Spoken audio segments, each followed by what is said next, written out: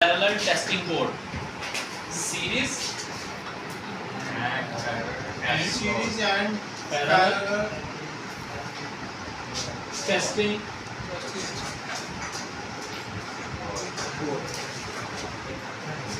इसमें एक फ्यूज लगेगा, इंडिकेटर लाइट, स्विच, ठीक है, स्विच ये एक सॉकेट, एक होल्डर।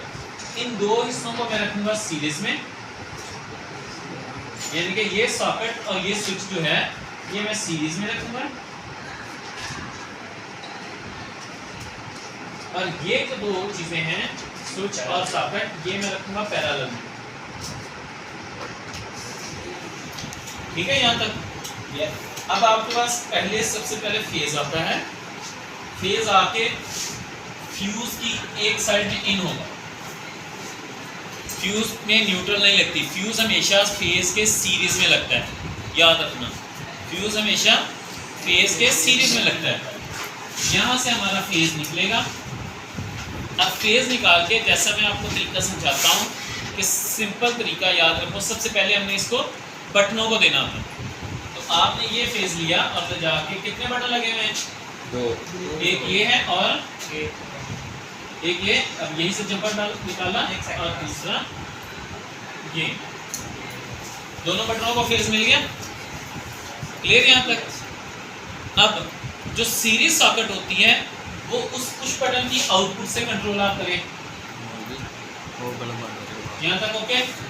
कंट्रोल सीरीज की सॉकेट, ये सीरीज की सॉकेट है, फेज निकाला, इस सॉकेट को कंट्रोल किया, सेम एज इट इज इस बटन से फेज निकाला, ये सॉकेट कंट्रोल की, दोनों सॉकेटें कंट्रोल होगी। अभी तक कुछ नहीं, कोई नहीं है सीरीज या पैरेलल, दोनों सॉकेटें कंट्रोल होगी। अब इस सॉकेट की मैं इसको सीरीज में रखना चाह रहा हूँ ना, इस सॉकेट में न्यूट्रल के बजाय मैं क्या करता हूँ, फेज निकालता हूँ और ले जाके होल्डर को इनपुट दे देता हूँ इस सॉकेट से। अब जब इसमें सॉकेट में शू लगेगा और जब मैं आपस में मिलाऊंगा तो फेज यहाँ से क्रॉस होकर इस रास्ते से उस होल्डर को मिलेगा और होल्डर मेरा ऑपरेट करेगा। यहाँ तक ओके? अब आप लेंगे तो होल्डर का न्यूट्रल दे दिया आपने। अब ये फेज आ रहा था आपका, ये न्यूट्रल आई, ये होल्डर में इन हुई। अब होल्डर को न्यूट्रल और सॉकेट से फेज ले लिया तो मेरा ये जो सीरीज वाला पोर्शन है कंप्लीट हो गया। अब देखो इसको भी अगर मैं फेज निकाल लूं तो ये भी सीरीज में हो जाएगा।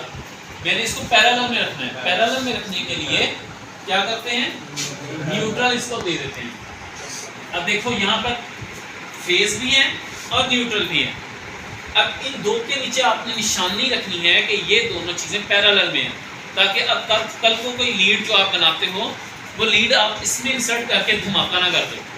अगर ऐसा हो तो उसके लिए हमने वैसे फ्यूज लगाया हुआ है, अगर शॉर्ट सर्किट होगा फ्यूज मेल्ट हो जाएगा, इसमें वायर जो लगी होगी वो मेल्ट हो जाती है, ठीक है, सर्किट तोड़ देंगे। इस चीज़ की क्लियर? वैसे एहतियातन आपने ऐसा करना नहीं है कि आप इसको मिला दो और वो शॉर्ट सर्किट हो जाए। फ्यूज़ में आपने वायर बड़ी डाली हो और वो मेल्ट हो ना तो एक नुकसान हो सकता है, ठीक है, ऐसा कुछ नहीं करना। ये निशानी रख लेंगे, ये दो सीरीज में, इसके नीचे बोर्ड के नीचे आप लिख देंगे ये दो सीरीज में। अब रह गई इंडिकेटर लाइट। अब इंडिकेटर लाइट को चलने के लिए फेज चाहिए और न्यूट्रल चाहिए, ऐसे ही है।